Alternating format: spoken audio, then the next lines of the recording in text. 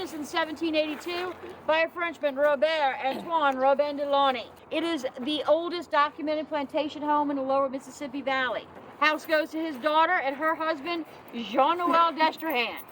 Notice the name drop there, right? Right before we become a state in 1812, there's the largest slave revolt in U.S. history. Comes right down the front of us. Where are those that were captive held? In our wash house. One of the trials, the largest, held on the front lawn of this plantation. Not everybody was found guilty, but those that were executed. They were shot, beheaded, and those heads put on pikes at that front gate. It actually stayed the same family from 1782 all the way to 1910 when Emil Ross, Robert de Launay's great-grandson, sold it out to the family. During the Civil War, the Rosses do leave. They go to Europe. The Union troops seized this property, and this becomes a freedmen's colony.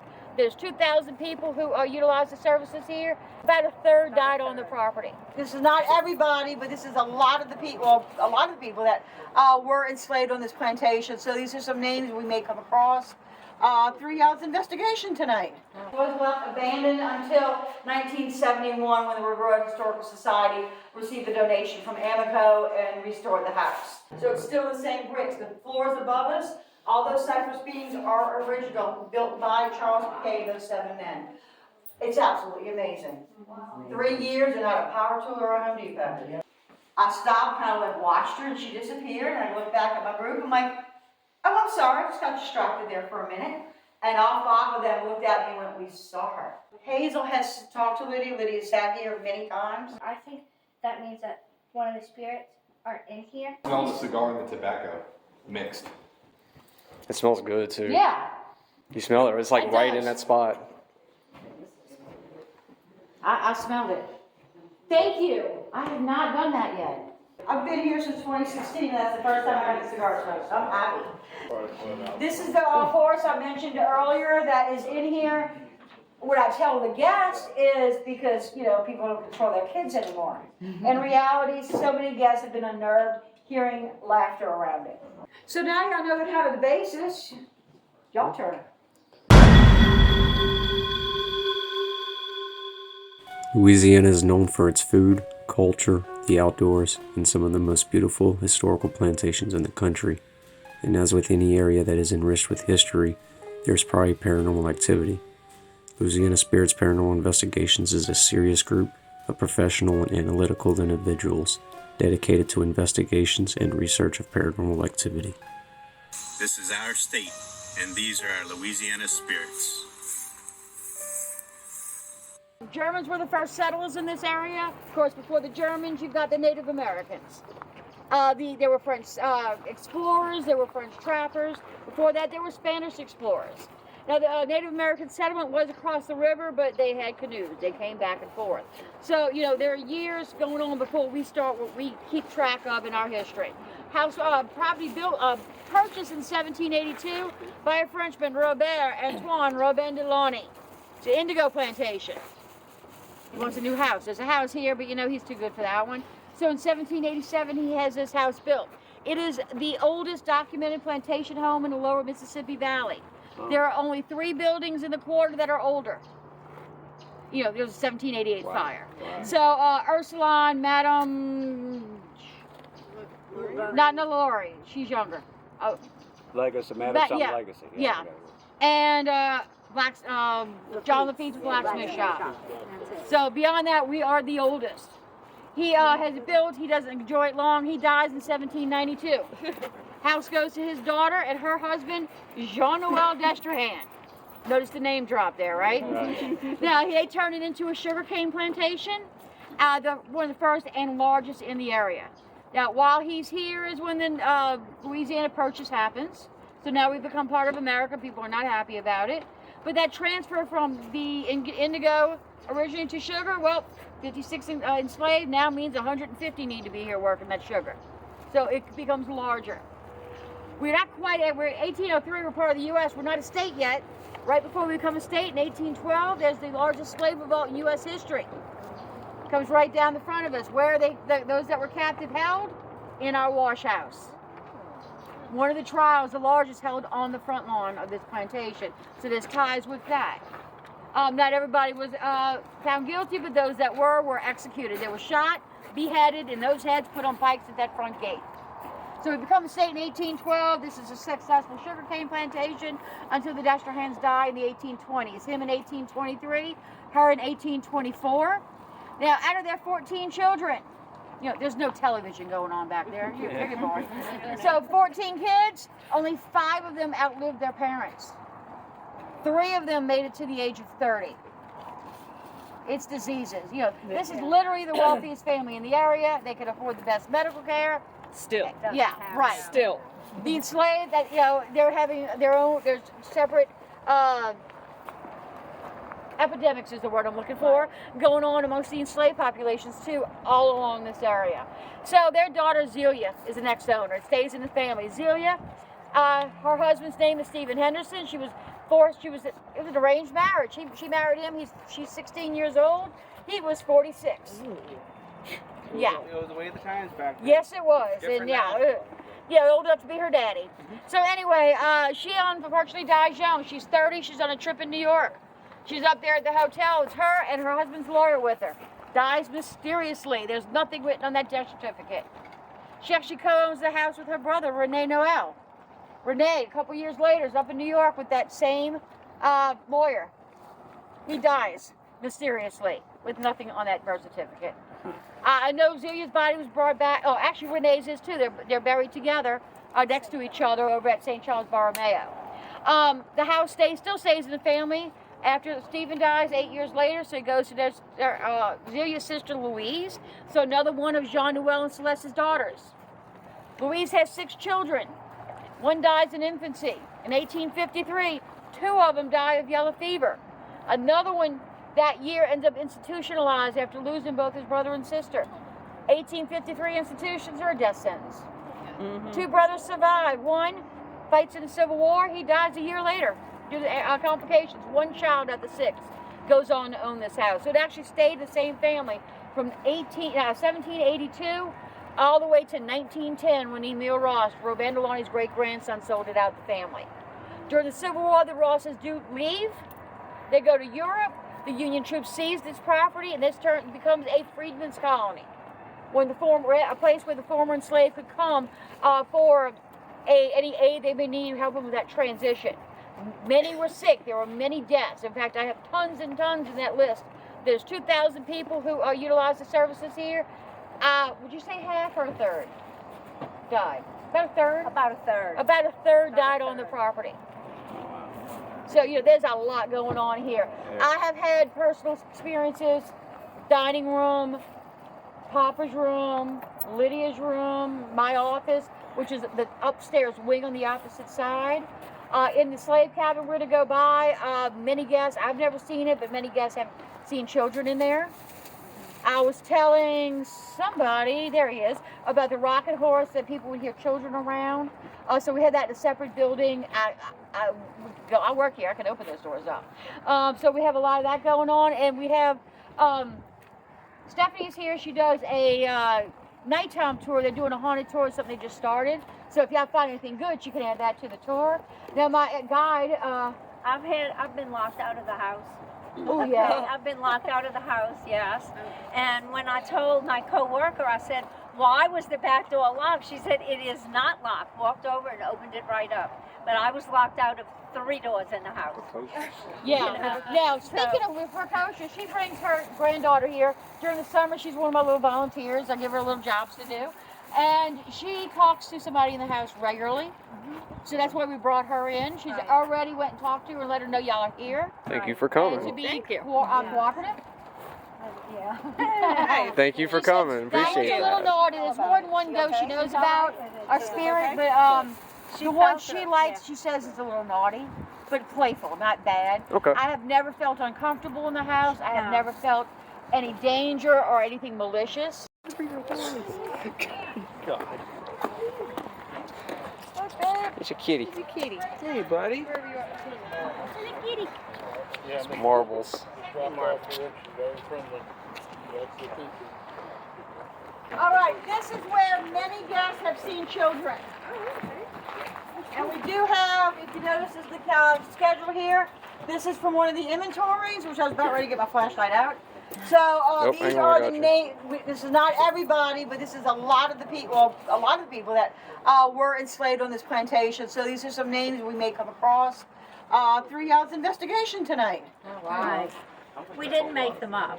These are all real No, it's people. actually from Big our Caesar. records. These Yeah. names. Yes. Yeah, I would not. I was kind of shocked the amount of Greek and Roman names that are on there. Just like really, I knew the wealthy had a resurgence in the early 1800s about Greek and Roman history, Right. but not the enslaved. You know. Right. No.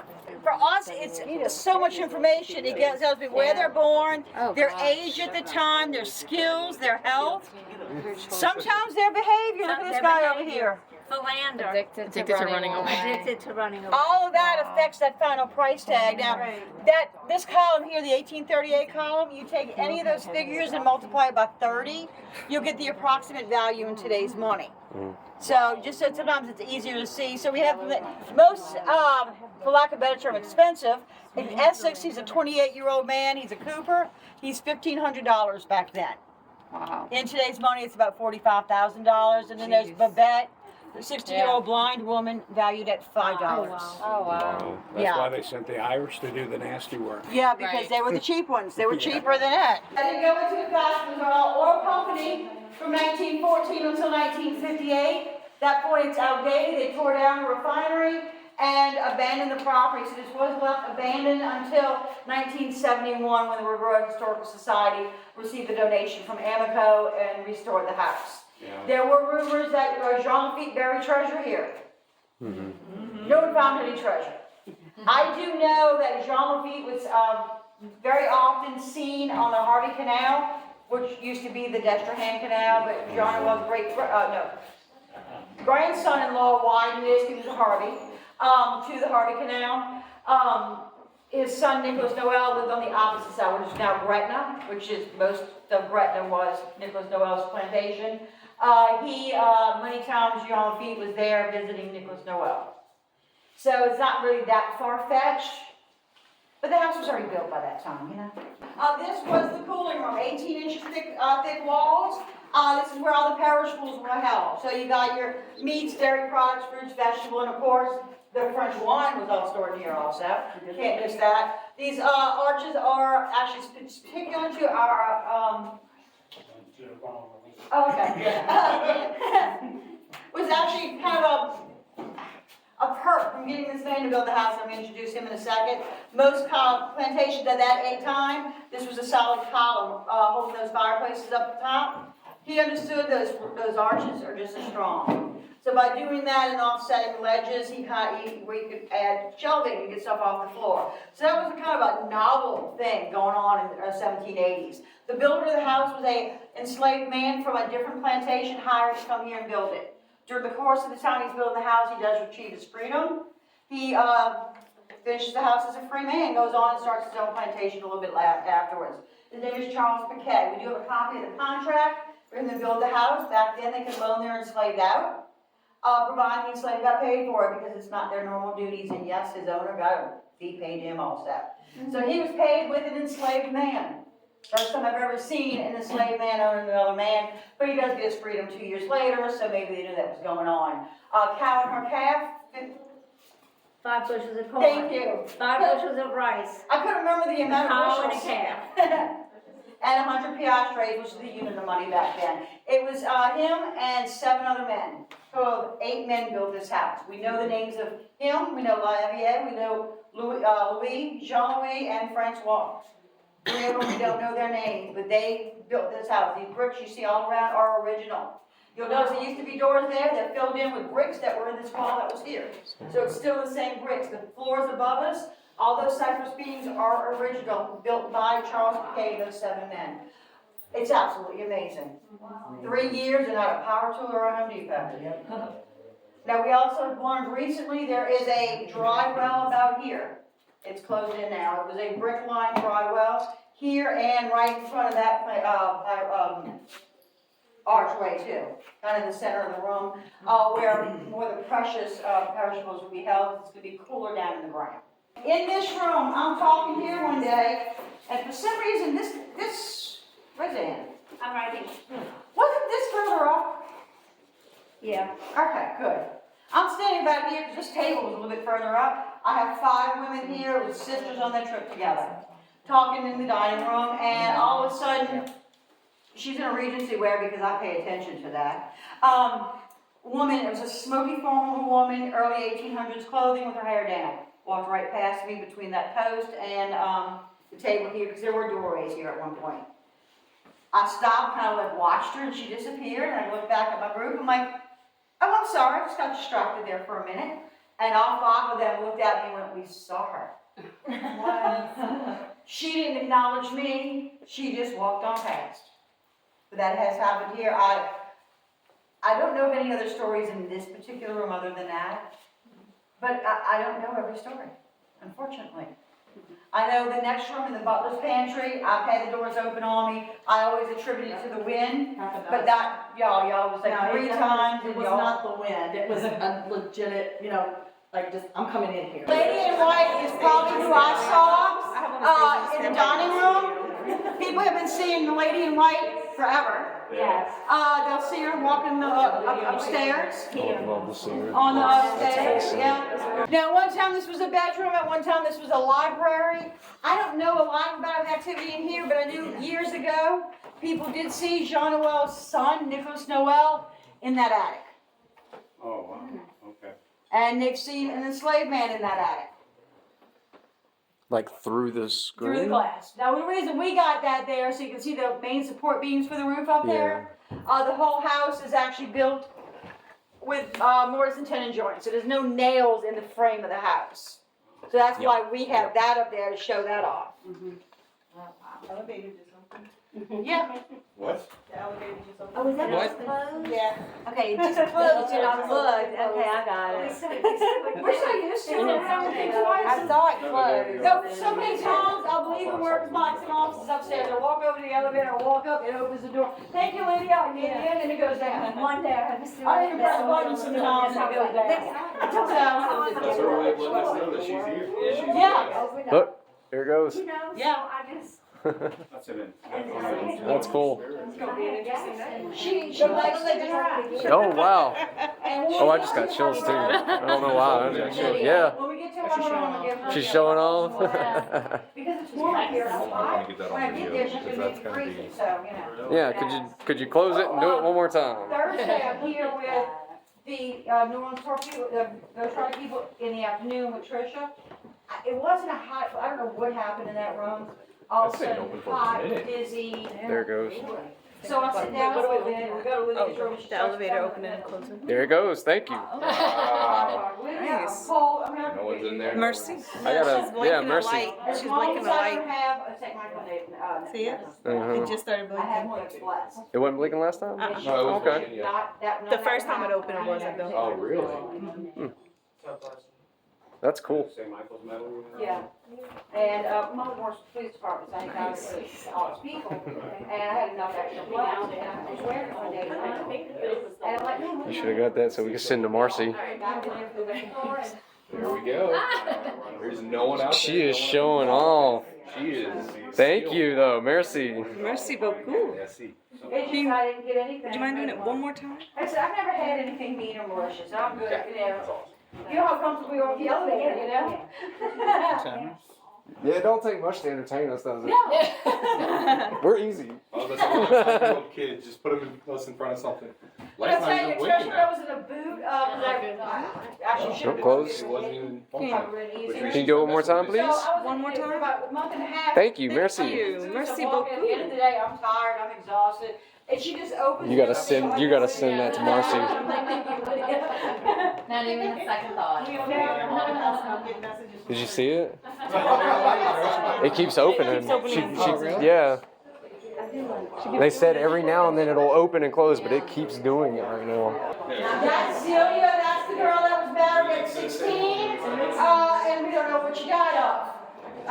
She died by the age of 30. Yeah. So that is her actual portrait. We aged her up a little bit for the mannequin.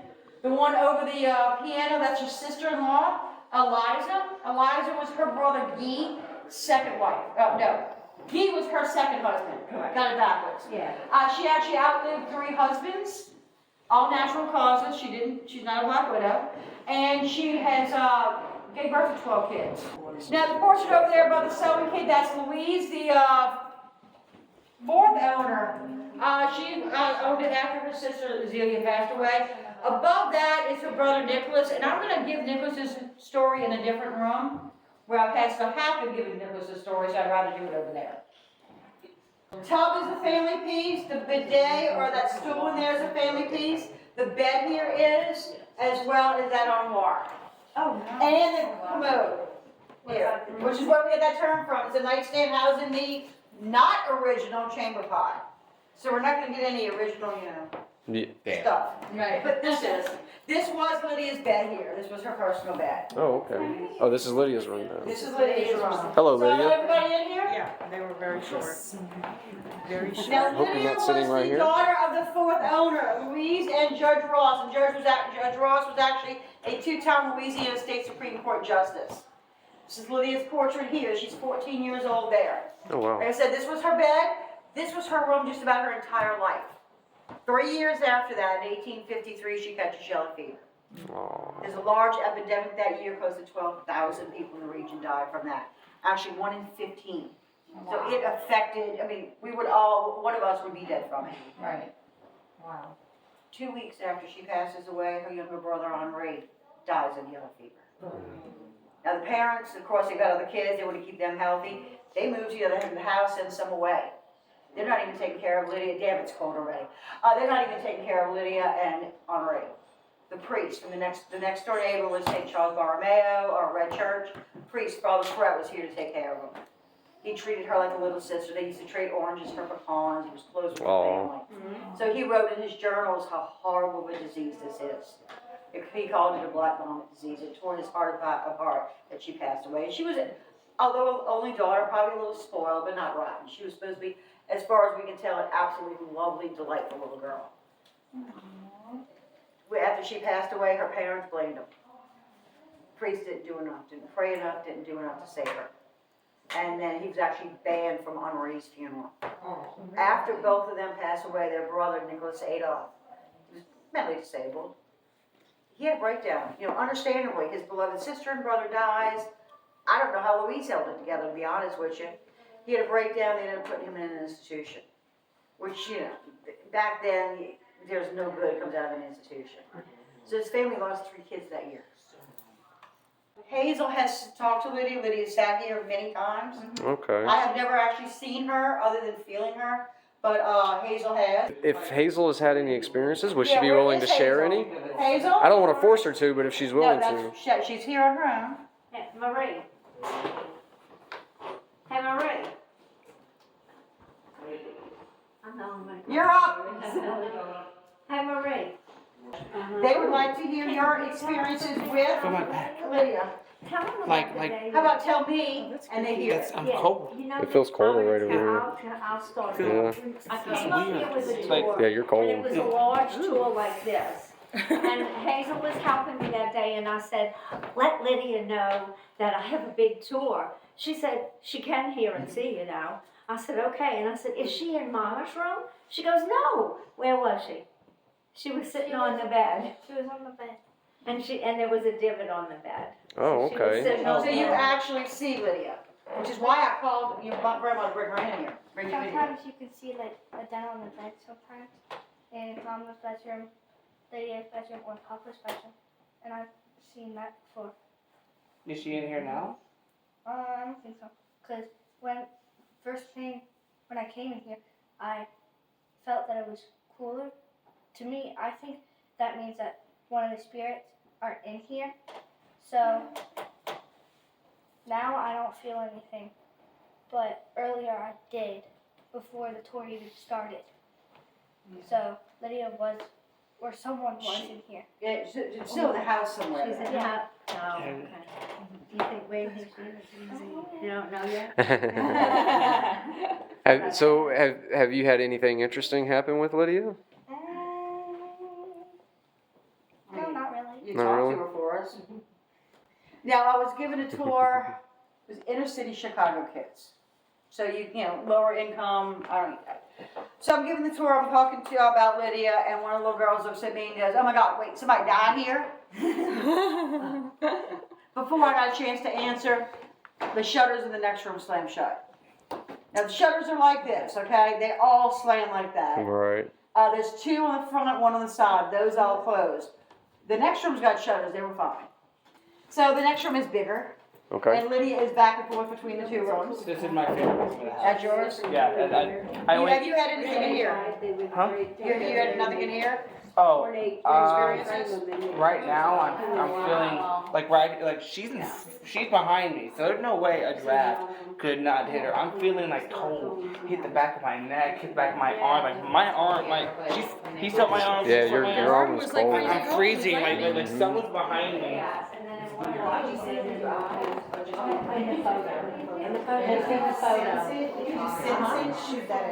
And then,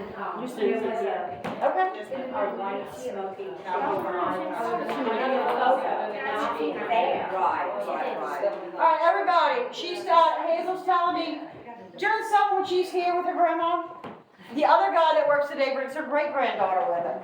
So I got both of them in costume. And Sophia's in here. Was she looking at the mirror? We were looking at They were looking in the mirror, talking to each other, and they saw another figure there. I know she had her ribbons untied. and it was getting tugged and pulled. Now, one thing about Sophia, she is mixed race. I mean, she looks more black than she does white. So I don't know if that was it, but she was getting ribbons tugged, her hair pulled, and she saw another figure in there. Cool. Now, like I said, these were the shutters that slammed shut. So it was just those two doors and that one. All of those stayed exactly how they were. So wind, I can see a couple of them with the wind going one way or the other, but not all of them doing this, here and there. And there is my office is actually in the wing on that side. So many times I'm sitting in there, and these doors are old, okay? The wind will blow them open, but wind doesn't open them and then close behind themselves. Like I do, I walk in, I open it, close it, it's done that several times. I said hi, no one said hi back. Now, there's a lot, my guy Judy smells cigar smoke. Judge Ross was a cigar smoker. He has been seen in the next room, and she has smelled cigar smoke several times. I did today. You did today? Awesome. I thought that somebody was No. This would have been the mother's room. Prior to 1840, the husband and wife actually shared the ladies' parlor, was the master bedroom originally. But they remodeled the house in 1840, and at that point, it was fashionable. One way to show that you're wealthy is that the husband and wife weren't sharing a bedroom. It meant they could afford a larger house, that the husband and wife didn't have to share a bedroom. Mom was also sharing the room with kids 5 and under. That's the real reason Papa's down the road. Now, as for family pieces in here, it's the commode, the prie-dieu. That vanity was Lydia's. We just can't fit it in her room the way it's set up. Now this bed is very important. It dates to the early 1800s. It was made by a free man of color. He was originally Saint Domingue. The revolution happens. It's a black man. He leaves, ends up in Cuba. Eventually comes here. That black man is a boy. He comes here at 13. Learns furniture making. He owns a furniture shop on Royal Street. Goes on the slave himself. One of his armoires sold in 2010 for $65,000. Wow. I used to love this bed until I realized what this fortune this bed's worth, and then I went, maybe I should touch it. Yeah. No, that was actually his slave had built that too. Okay, in this room, this was Judge Ross's. He had it, so it was his younger son-in-law. He had it made by an enslaved carpenter in the area. So this was his personal desk. This rug was a family piece. I've met some of the elderly relatives that remember when they were a child, we'd go to grandma's house and all of them would sit around and repair it. It's showing her age. The 2 gaming tables here are both family pieces. Judge Ross has been sighted here in the corner. The table here, I guess it directly is a family piece. Early 1800s, a furniture maker out of Philadelphia made 4 tables for an event at the White House. They're not matching, they coordinate, they're not exactly the same. All 4 are still in existence. Oh, there was one in the White House. I don't know where they got it now. I know Obama had a vase on it at one point. One's in a museum of modern art, one's in a private collection, and one's here. This particular one went from the White House to the Marquis de Lafayette's French Quarter apartment, and then ended up with the family. So it is quite special. I was given a tour one evening to a woman and her teenage daughter were in that room. All of a sudden we hear metal fall, and it was great. So we all went, cool, and run over here, because I know we're the only ones in the house. There is no one around. The fireplace tools were about here. So I went, that's where y'all want them, that's where it can stay. And I left them. Anything you know of this? I know that those always The cigar smoke's the big thing. the cigar smoke's the big thing, yeah. I smell it. And we've had guests complain, I do like, too. who is smoking? I can't believe y'all let us smoke in the house. That smells cigar smoke. I felt something like a fragrance, yeah. And I don't have my wax burner going, I promise. Because my I keys definitely go smelled next it to back it, before. so I remember to turn it off. Oh, I smell it right here. Yeah. This is, Yeah, I smell it right Judge here. Theo Ross. Hey, He was actually. Come smell it right here. I smell the cigar and the tobacco mixed. It smells good too. Yeah, You smell it. It's like It right does. in that spot. I smelled it. Thank you. I have not done that yet. He gave you a treat tonight, Yes. huh? Thank you for that. I've been trying for the cigar smoke too. It was like more of. Over Yeah. that way. Yep. I smelled it when I came up. Yeah, it kind of faded And out. as an ex-smoker, I smell that. Yeah, it was good. It smelled good too. Very flavorful. It moved. It's right here now, right in front of Huh? I smell it. Took the sliding in. me. Yeah, I guess we're moving to the next one.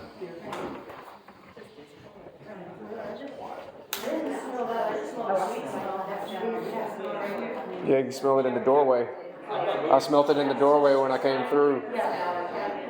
Ooh, well, no, that's got to be something else, huh?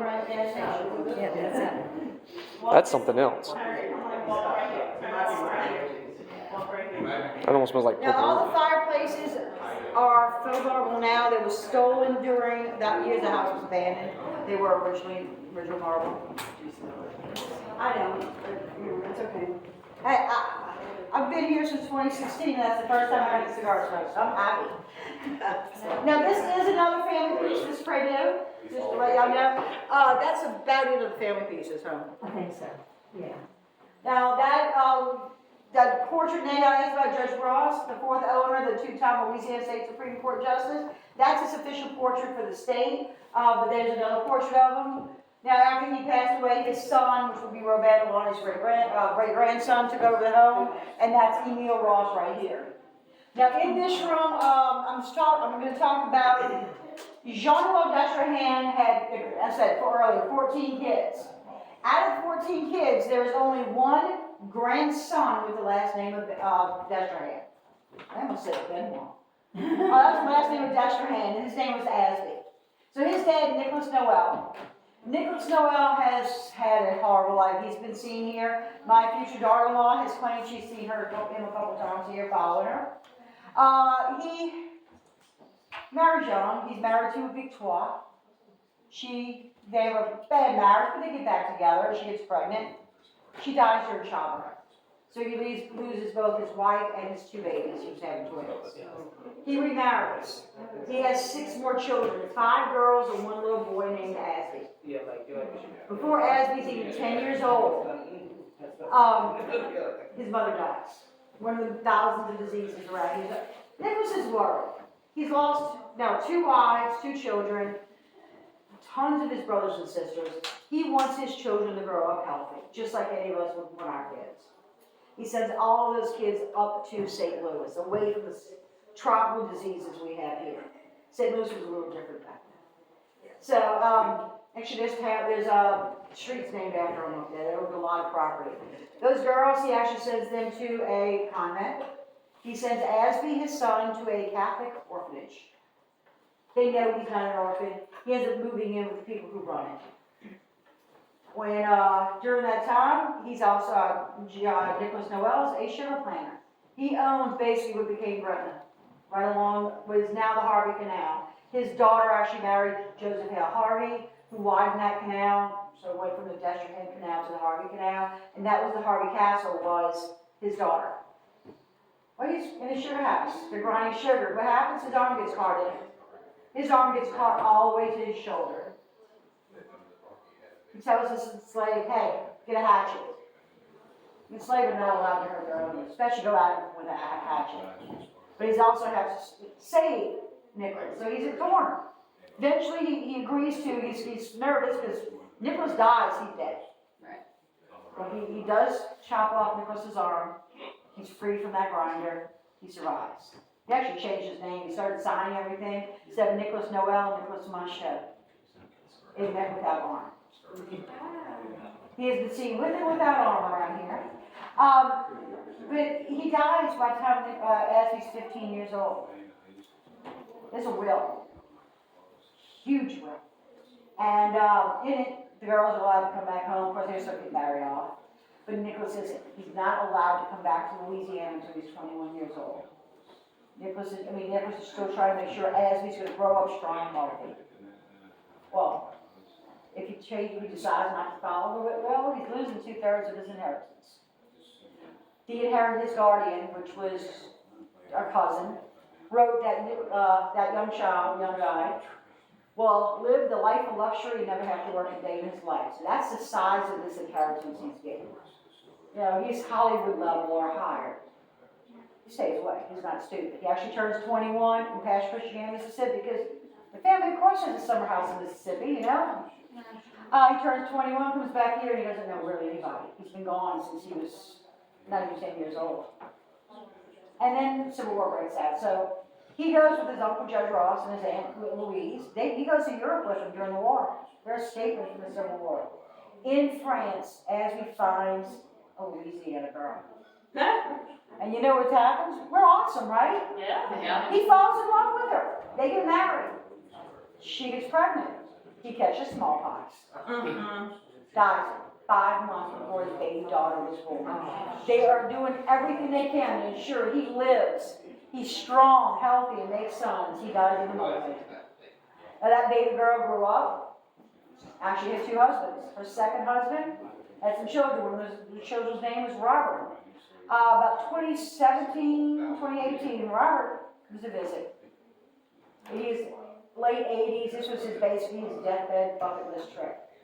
Came to visit his home and they cried the entire time. But I put him next to a picture of Ashley and you could tell it was him. It was amazing. This is the horse I mentioned earlier that is in here. What I tell the guests is because, you know, people don't control their kids anymore. In reality, so many guests have been unnerved hearing laughter around it. That'd be cool. Now, Jean-Noel did take care of some of his grandkids at one point. Judge Ross took in some of his nieces and nephews. So there's always a plethora of kids around. This is dated to 1802. It was made in Scotland. I don't know if it came over with Henderson or what. But just let y'all know, I wanted y'all to come see this because we have had activity around here. It's poor tail. Oh. Poor thing. Yeah. That's really cool. It's been well loved. Some people have seen it, but I haven't personally seen it moving or anything, but I know people who have. That'd be cool. Yeah, it'd be so cool to walk past and see it move a little bit. Just- Yeah. So now y'all know kind of the basis. Y'all turn. All right. All right. This is cool. Jacob just had some whispers here. The beginning talking to my ear while at all. I didn't see another male. I gotta walk outside. You didn't When? talk to me like, when I was standing over there? No, right? Can you don't show think her so. what a lady short is on the Someone outside? a male just spoke into my ear when I was that's standing behind right there. And you The didn't- first Yeah, time it the You one couldn't make out what it was? No, it was like a different language. Okay, Now, like I didn't for- But it was realize like it it was like right here until in my ear. actually I didn't hear Thursday. nothing. That's cool. Every time, a lot of times I come in the house and I gotta listen for the tour, freaking so I don't walk into it and disturb a tour. And every time I come in, I hear people talking. Yeah. What do they say? I have no clue. I stopped, and when I stopped, the voices stopped. He just said he heard something in his Yeah, ear. so I'll go So. on through, go to where I gotta go. Right. Don't think- and so many times it's happened, I don't think about it. This is gorgeous. No. Yeah. I don't use flash.